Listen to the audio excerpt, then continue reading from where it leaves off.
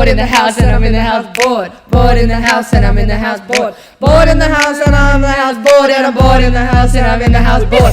Bored in the house, bored in the house bored. Bored in the house, bored in the house bored. Bored in the house and I'm in the house bored and I'm bored in the house and I'm in the house bored.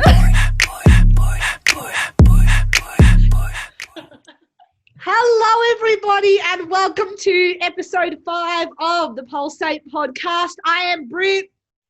I'm Treen. I'm Xavier. And I'm Lachy.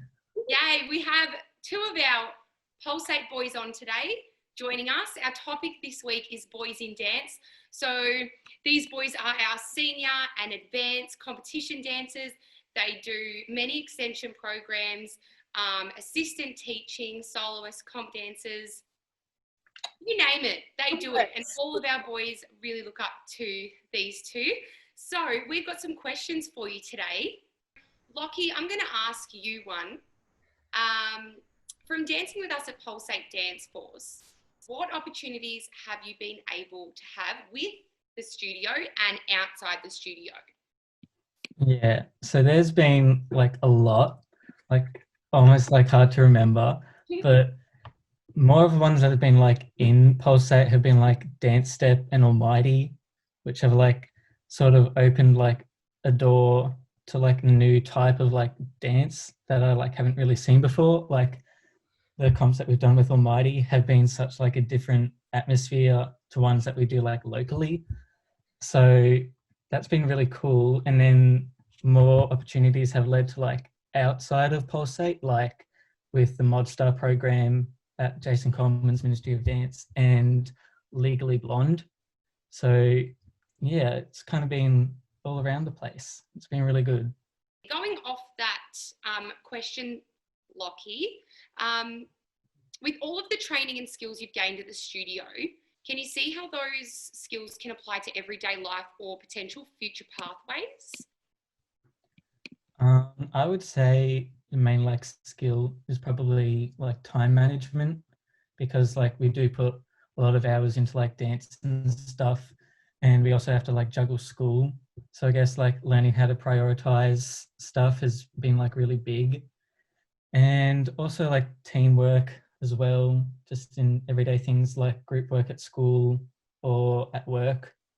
Yeah, you actually have a job. So how do those skills help you like with your application and then going into it? I guess you get like a little bit of a confidence boost because, you know, like each comp is sort of a different experience, and like doing lots of different workshops, you kind of like learn to like be around different people, I guess. So yeah, I think that's helped me with some circumstances. That's awesome. All right, so my next question is for you, Xavier. You are the Spirit Award receiver for this year. You got it at last year's concert. What does that mean to you, and how do you apply that at the studio? Receiving the Spirit Award to me means just being present in the moment and bringing my team spirit to every class I have, and not just my comp team class or my favourite classes. So just really just evening out all my classes. I also try to separate dance from school and work, and like have dance as my getaway space and just like not mesh together all the dramas. So I can just like be freer at dance, which just like lightens my spirit. And I also try to overwhelm my peers when they have had a tough day at school. I try to overwhelm them, not in an obnoxious way, but just enough to make them smile. Because at the end of the day, that's just all I want for people, just for them to smile, just be happy. And just like being friends with everyone at the studio, not just people my age, I feel like that is important to me. Just like, I don't know, just expanding my friendship group, you know, there's no limits to how many friends you can have. And being a good role model to the younger kids as well is another reason why you got it. Is all those younger, not even just all the younger dancers, but the younger boys really do look up to you and Lachy at the studio, knowing that you're at the top of the tier of the boys at the minute. So they're always watching. I think all the teachers and Lachy can agree that when you're in comp or class, there's a bit of a natural energy coming from you, and it's quite hard not to laugh at times. You definitely lighten the mood. Okay, boys, I've got a question for both of you now. So as you both know, we're big advocates for boys in dance at the studio. How has the boys in dance movement evolved when you started dance as opposed to now? Who wants to go first in answering? I can go, I guess. Okay, go Lachy. Well, I kind of feel like I've had like more male teachers like recently now than I did like when I was younger. So like David and Sam that have all like come in and like taught routines. I think that's been like really good and sort of like, I mean, I've always known that like males like do dance as well, but it kind of just like enhances it, I guess. Yep. But yeah, I think that's I been really was good. telling Sam Dominic the story how we went to Revolution in Melbourne and there was an all boys hip hop group. I don't know if it was you or Jim, but I think it was you or him was like, I've never seen an all boys hip hop group. Like it's always boys that are the minority in the group, which was really cool to see and opening your eyes with that. Yeah, that was cool. Amazing. And just like at that whole comp, because like hip hop does seem to be like the more of a like male dominant kind of style. So it was cool to be in that like situation where there were more male dancers. Awesome. Zave, what about you? Well, when I started dance at 7. So it was just me and Lockie. We're like the only boys that did jazz that were kind of older-ish. Like we were still pretty young, but all the boys older than us would do hip hop. So I feel like what has evolved is like more older boys starting dance and starting to do ballet and all that. So I feel like that's really cool, and that's how I think it's evolved. And I love how you have friends from your school that have joined us at a really late age because they want to perhaps like assist their drama or their singing. Whereas like you said, you boys started at the age of 7, which is really common for dance. You start young generally. And then there's these boys who just, you know, Sean, Archie, Ferg, Charlie, and they start at this 15, 16 years old. It's really cool that it's become this culture at Pulsate now. All right. And for our last question, well, it's not really a question. We just wanted to know what your funniest moments at Pulsate was. There is a lot to choose from, but I always remember at Follow Your Dreams with Almighty, and we all went into your room, Treen, and we were all wearing the robes, and then we just did like they give you robes and that, stuff, like, and the spray bottle, and everyone kept spraying you, and yeah, just that whole night. The whole team attacked me with a water spray bottle, and I ended up, when you guys left, because it was late, we're like, cool, night done. Yeah. A couple kept spraying me. The curtains were drenched, the walls were drenched. I grabbed it out of one of the girls' hands, you know who you are, and I broke it, and I was like, this is over. So then the next time at training, they brought me a new one with a note saying, sorry for attacking you with the spray bottle. Yeah. What happens when you go away? That's why I miss comps. They're so fun. Yeah. So many memories. Okay, boys, thank you so much for joining us today. We love having you at the studio and we love watching you grow, and all of the students look up to you so much. I don't even think you realise. So we have Sam Dominic joining us soon. He's jumping on for the Zoom call. So we're going to say goodbye to you and can't wait to see you soon. Bye. See ya. Okay, joining us now, we're so lucky to be welcoming on Sam Dominic. He is from the Gold Coast and he is one of the most sought out contemporary lyrical choreographers. He teaches all over Australia and many students at various dance studios and dance camps. And we've actually had the privilege of him joining our studio and teaching our advanced students. And he is beautiful, got great energy, and the kids loved him. So let's welcome him on now. How are we? Great. How are you doing? Our isolation outfits. Oh my God, it's so cute. No, just cozying up. It's actually quite hot today though. So as we've been doing the podcast, it started like it was freezing, so these were really good, but now it's actually hot. But because we've stuck to the theme of being at home, we're like what's the word? Like sweating in them. Sweating. Warm. But we've got to, do it for the podcast. They look cozy. Yeah.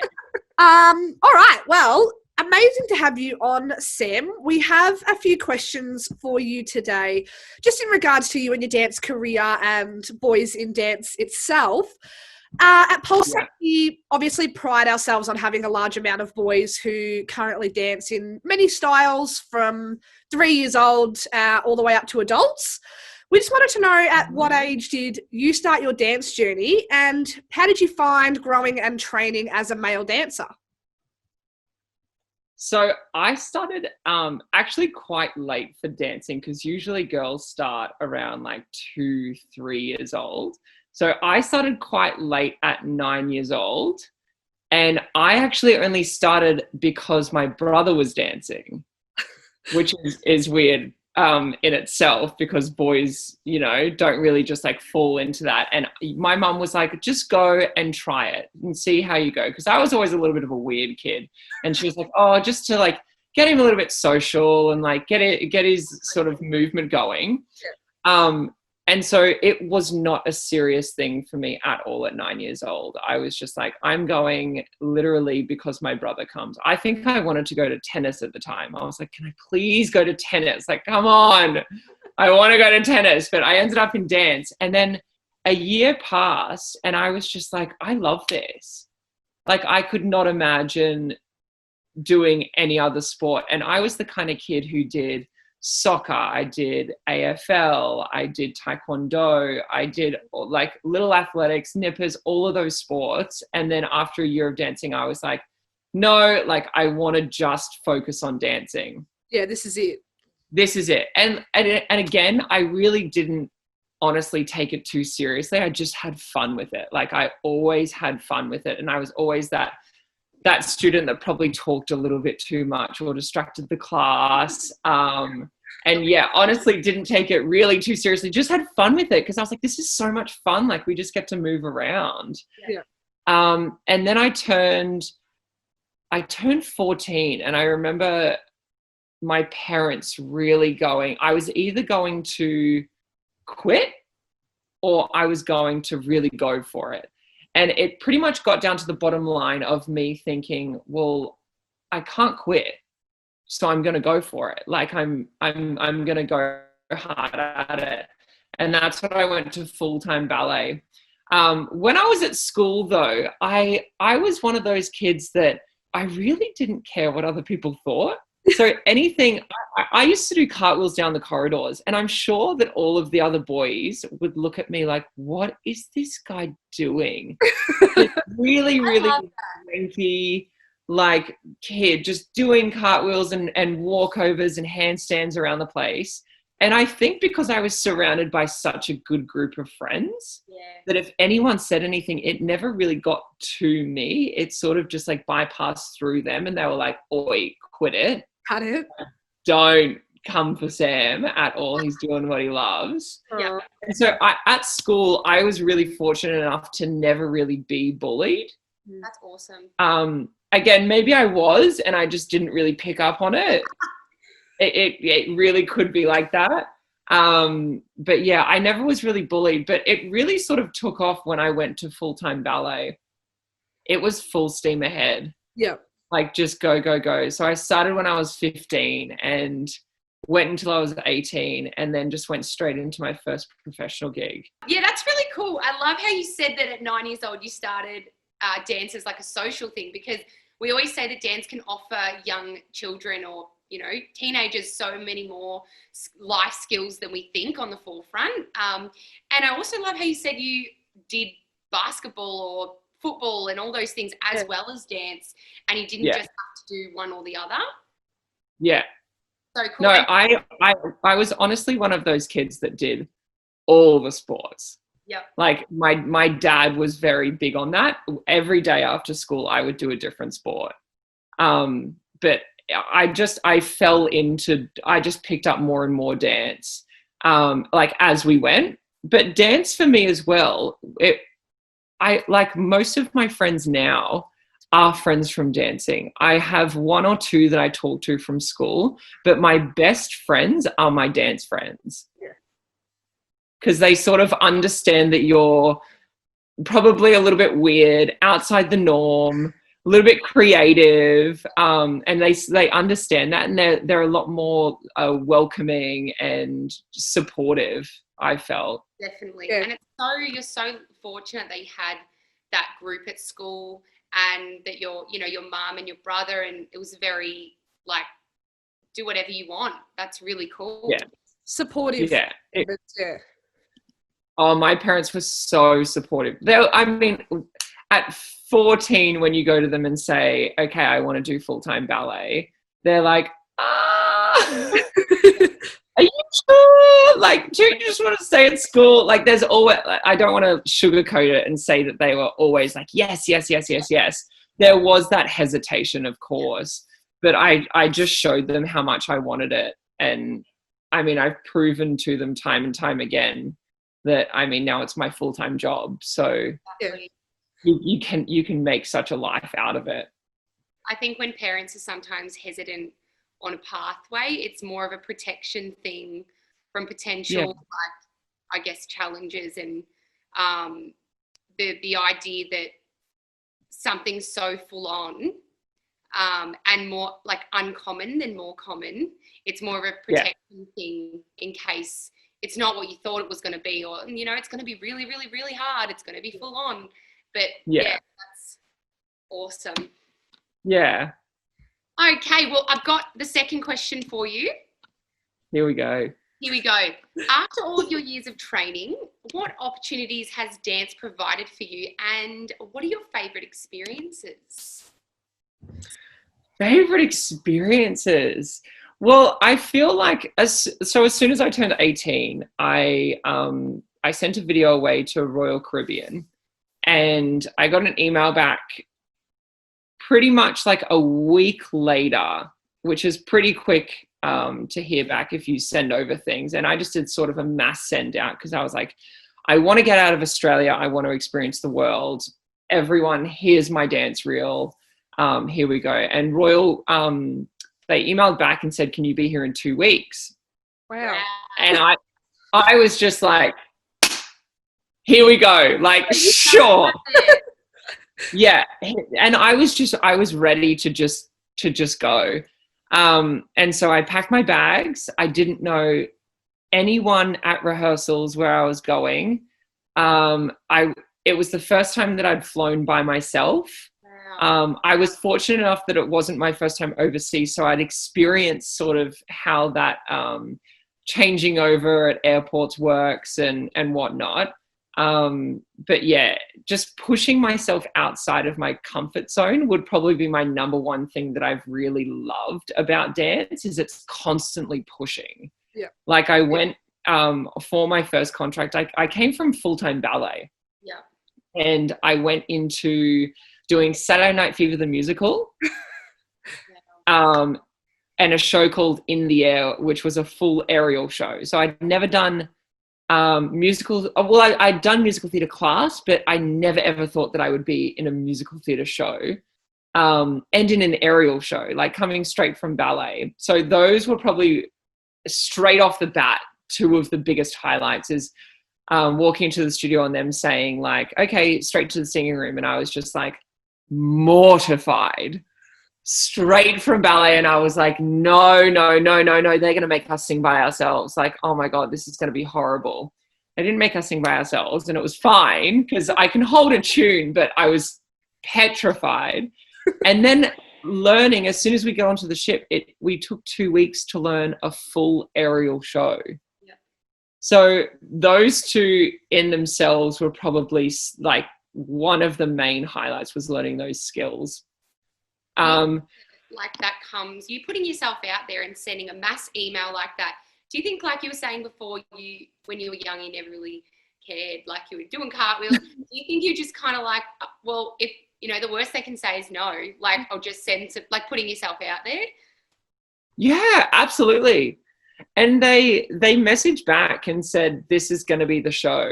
That's amazing. For 2 shows. And I read it and was like, here we go. Like, That's so cool. why not? It's a job. Yeah, exactly. And it's like your reel was, you know, you're coming from full-time ballet, that's your experience, but they've still picked you up from that and turned you into this aerial musical theatre all-rounder just from coming from a full-time ballet. It's crazy. Yeah. And I think the number one thing that I like to tell people as well is I always did full-time ballet, not because I wanted to be a ballet dancer. Like, that was never sort of on my mind that I wanted to go to a ballet company or another ballet school overseas.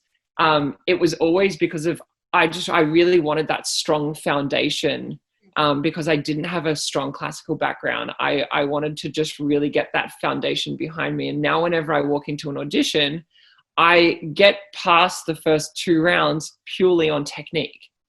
Exactly. We make a big point of saying that ballet is so important for every style, but it's so good to hear coming from you, especially, you know, you're this now Australia-wide choreographer, that your ballet technique that you wanted was for, you know, not because you wanted to be, you know, Swan Lake up on the stage, but you got that core strength, that core technique, and it's taking you to so many places. It's so awesome.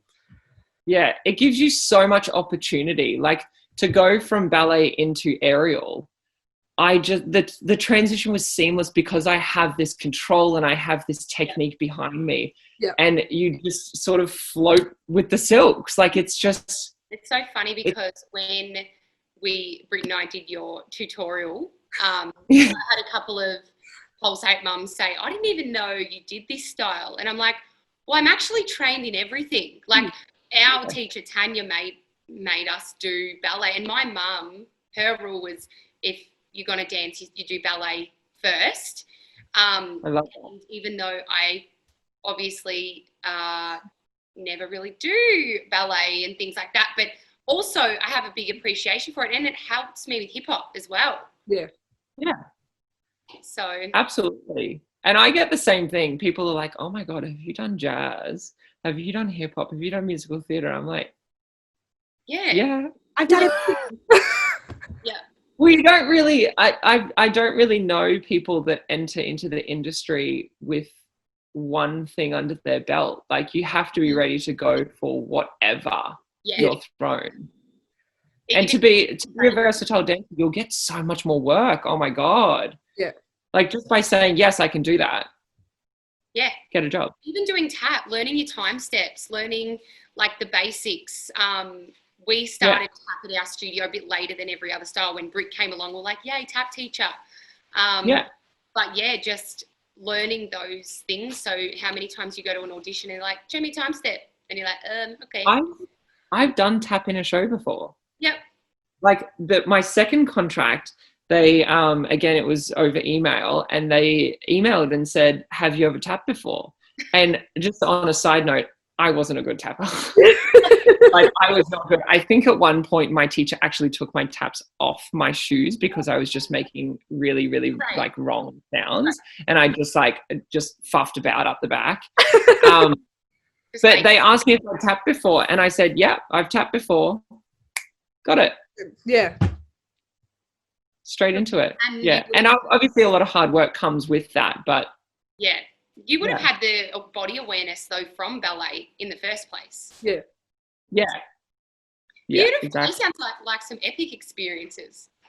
Yeah, no, it's crazy that you can get paid to travel the world. It still blows my mind that oh my God, I just turned 27. I haven't really come to terms with it. I just turned 27. But I've traveled the world. Yeah. Like, I've seen places that I never ever thought that I would ever see, and I got paid to do it. Yeah. Like, it's insane. Yeah. I think that's the biggest thing in itself. Yeah. All right, so we just have one last question for you, Sam, before we let you go. Across the world right now, the professional dance industry really consists of a more equal ratio of your male to female dancers compared to small towns like our own. With your experience in travel and work in dance, would you be able to shed some light on boys in dance, just for anybody in our community who wouldn't really know where or how to start? Yeah, absolutely. Look, the ratio of males to females is pretty off in like as a rule of thumb, because I feel like as a child, your parents as a girl say ballet. Like it's just sort of a cultural thing that they go ballet and boys go sport or whatever.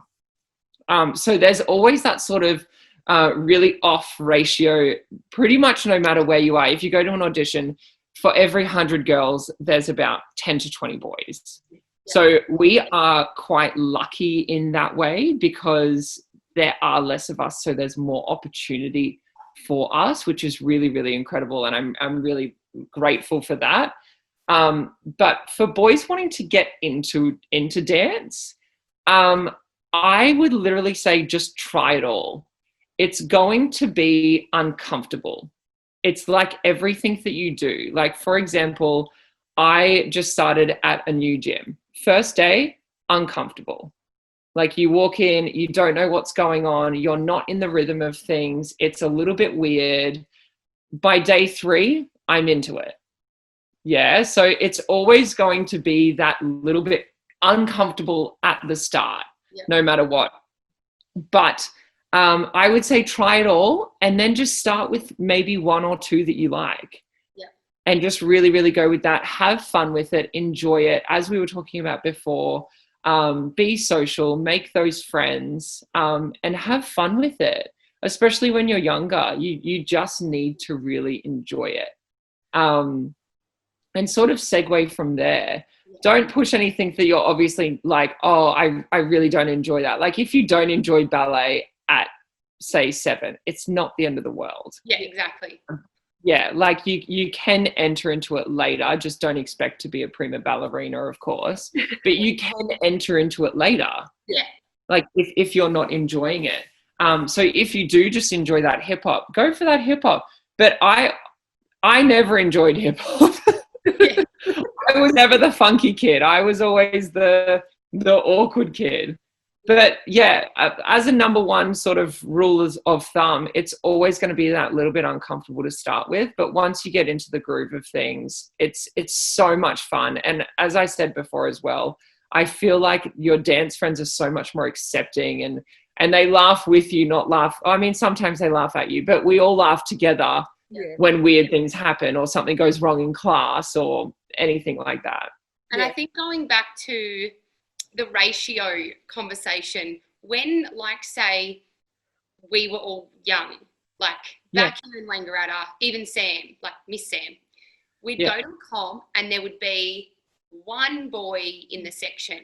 Whereas now I feel like it has evolved, and even though there's still less boys, but it's more common. Like you go to Melbourne and no one blinks an eye that there's boys, like a lot of boys in a section, or a whole like we went to a like a hip hop competition and you know Lachy from where like the team you taught, he was like, I've never seen an all boys hip hop crew, and I was like, that's really interesting. I didn't think about that because back here, like obviously we're very sporty orientated in Wangaratta. It's not the first thing you think about, but then they go to their competitions and there are more boys in sections.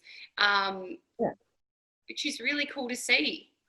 It's so, and it's at the local competitions here. There's a Gold Coast of Stedford. When I was doing it, there was a male section, like you could do whatever you wanted, and it was just a male section. And I remember and there used to be like me and 2 other boys. Yeah. That would do it. It would be so tiny, and now you just see it. It's crazy big. And I think that really comes from, again, it being more accepted, but there's so many more high school opportunities that allow you to be in a performing arts space while you're doing your normal schooling. Yeah. So I feel like that's really helped and normalized it just that little bit more that we need. Definitely. I mean, we have, like you said, with the uncomfortability of coming into something new as well, we have that, an all boys hip hop class that starts from a younger age as well. So in that way, for our community, we've created sort of a comfortable stepping stone for them to get into dance that way. Because, boys love hip hop. They think of hip hop as the style for a boy to first get into. Boys do hip hop, which it's not necessarily the case at all. It's just that what happens is they do hip hop and then we realize that they love to flip and tumble. And we're like, hey, have you tried acro? Yeah. And they're like, what's that? Right. And acro, they're like, oh, I don't know what an arabesque is. Oh, well, ballet. And so it is like what Britt said, that stepping stone, it's a good place to start. And then they realize that doing ballet and doing jazz is very, very difficult and very challenging. And they get that sense of like accomplishment and they stop thinking about hip hop boys, ballet this, and they just think about dance as a whole. And I think we tried so hard to push and create that culture at the studio because a few years ago, I mean, we had much less boys, whereas now we've got Lachy, Xavier, we've got all these 16-year-old boys that the younger boys now look up to. And there's a wide range. We've got lots of boys now. Yeah. And even the fact that you have two boys in that senior age group is great. It's so good. Yeah, but even having you as a teacher and exposing them to male teachers and, when they went to the Gold Coast for workshops and Xavier and Lachy be able to be inspired by other males and go, oh, like, didn't realise it was so common for boys to be so into it. Oh, yeah. It's so good to see it now. I love it when boys come to class because it's just like you're doing something that's outside of the norm and you're just going for it. Yeah. And like, as I said before, it's literally like anything. You're not going to be good at it straight away. Yeah. Like it doesn't happen, but give it a few weeks and you're comfortable in it. Yeah. Yeah. And I think now, hopefully, creating that culture, like we've had boys that have started this year, they've started hip hop or contemporary or ballet, they've started at age 15, which is unheard of back here because of Xavier and Lachy and their friends at school. Yep. And I've got one boy who started hip hop in the start of this year, never done dance before, but loves that drama and things at school.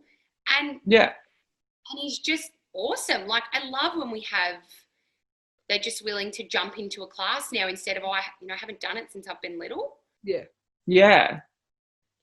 And going on from that as well, if someone does drama or singing or anything like that, to have that dance background as well complements them so well because you need to be able to move and sing at the same time. Yeah. So many singers sort of segue into it as well because you need to have that sort of natural movement. Even if you're not going to be going like full out dance breaks, but you need to know how to move. Yeah, absolutely. Yeah. Well, thank you so much for jumping on and fitting us into your busy schedule of teaching. Can't wait to have you back with us and teaching our kids. Yeah, so excited to come back to the Wang. We will see you very soon and good luck with all your teaching and dancing endeavours. Thank you. And you guys stay safe. Hopefully you're out of lockdown a little bit sooner than expected and things can go back to normal. I really, really feel for you guys. But keep pushing. Keep on keeping on. We got this. Keep on keeping on. Okay, we'll chat to you soon. Thank you again. All right, bye. Bye. All right, everyone, that brings us to the end of episode 5 of the Pulsate podcast. Make sure you subscribe to our YouTube channel so you can get a notification for next week's video, as it's going to be a cute little catch-up session between yours truly and the incredible Miss Sam. We'll see you next week where we be bored together. Boom. Pop it, boom.